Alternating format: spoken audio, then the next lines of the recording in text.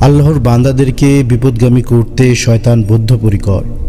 ধোঁকা ও প্ররোচনার নতুন নতুন ফাঁদে মানুষকে আটকানোর চেষ্টা করে সে। এই কাজে শয়তান সফল হবে বলে চ্যালেঞ্জ করেছিল মহান আল্লাহ সুবহানাহু ওয়া তাআলার সঙ্গে। মহান আল্লাহ তাকে সুযোগ দিলেন। এরপর থেকে পুরো মানব জাতির বিরুদ্ধে তার শয়তানি কর্মকাণ্ড অব্যাহত আছে।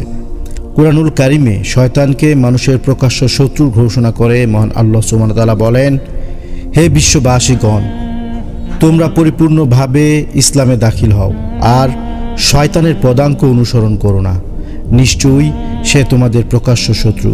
সূরা বাকারা আয়াত নং 208। ফাঁদে আটকে মানুষকে গুনাহের কাজ করাতে পারলেই শয়তান খুশি।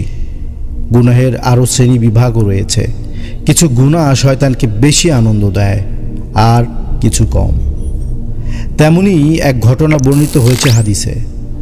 হযরত জাবির রাদিয়াল্লাহু তাআলা আনহু বর্ণনা করেন, রাসূল করিম সাল্লাল্লাহু আলাইহি ওয়াসাল্লাম ইরশাদ করেছেন, শয়তান পানির উপর তার সিংহাসন স্থাপন করে, তারপর পুরো বিশ্বে তার বাহিনী পাঠিয়ে দেয়। আর ওই শয়তান তার সদস্য এবং তার সবচেয়ে বেশি নৈকট্যপ্রাপ্ত যে তাকে মানুষের মাঝে সবচেয়ে বেশি ফিতনা সৃষ্টি করে, সেরকম একটি শয়তান ওই মানুষের মাঝে পাঠিয়ে ফিতনা সৃষ্টি করার বর্ণনা সে শুনতে থাকে।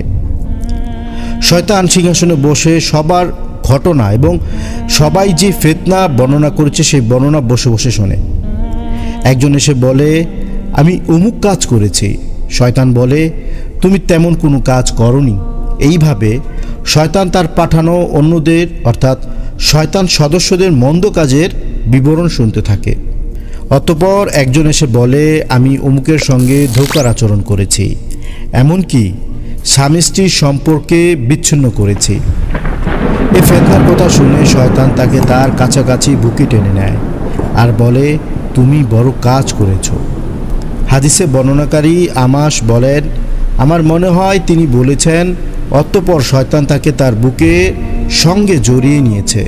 মুসলিম শরীফের হাদিস, হাদিস নং 7284। এই হাদিস থেকে স্পষ্ট যে সবচেয়ে বড় ফিতনা হচ্ছে পবিত্র সম্পর্ক নষ্ট করে দেওয়া, বিশেষ করে স্বামী স্ত্রীর বৈবাহিক বন্ধন। সুতরাং পারিবারিক সম্পর্ক কিংবা সামাজিক রাষ্ট্রীয় ভাঙনের মূল খেলাটা খেলে যায় শয়তান। মানুষ তা বুঝতেও পারে না, তাই তার এই প্ররোচনা থেকে সতর্ক থাকা জরুরি। শয়তানের ফিতনা থেকে বাঁচার উপায়। শয়তানের ফিতনা থেকে বেঁচে থাকতে বেশি বেশি তাউজ, ইস্তেগফার ও দোয়া পড়তে হবে। যেমন বিসমিল্লাহির রহমানির রহিম, আউযু বিল্লাহি মিনাশ শাইতানির রাজিম, যার অর্থ বিতাড়িত শয়তান থেকে আল্লাহর কাছে আশ্রয় চাই।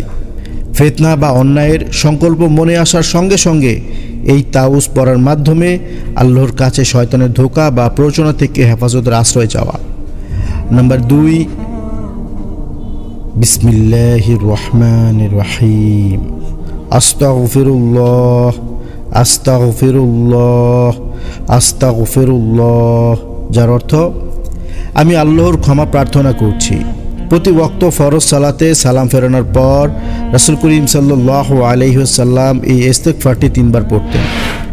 নাম্বার 3, বিসমিল্লাহির রহমানির রহিম, আস্তাগফিরুল্লাহ ওয়া আতুবু ইলাইহি, যার অর্থ আমি আল্লাহর ক্ষমা প্রার্থনা করছি এবং তার দিকেই ফিরে আসছি।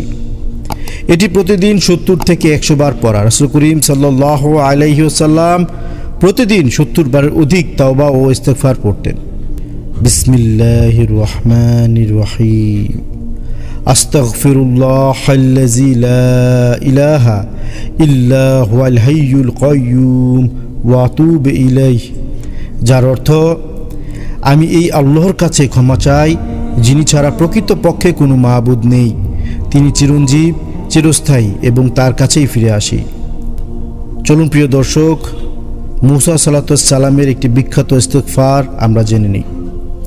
বিসমিল্লাহির রহমানির রহিম, রব্বি ইন্নী যালামতু নাফসি ফাগফিরলি, সূরা কাসাস আয়াত নং 16, যার অর্থ হে আমার রব, নিশ্চয়ই আমি আমার নফসের উপর জুলুম করেছি, সুতরাং আপনি আমাকে ক্ষমা করুন। মহান আল্লাহ তাআলা মুসলিম উম্মাহকে শয়তানের ফিতনা থেকে রক্ষা করুক। তাউস, ইস্তেগফার ও দোয়ার আমলগুলো যথাযথ করার তৌফিক দান করুক, আমিন। যদি আমাদের ভিডিও আপনাদের ভালো লেগে থাকে তবে অবশ্যই সাবস্ক্রাইব করে আমাদের পাশেই থাকবেন। ধন্যবাদ সবাইকে।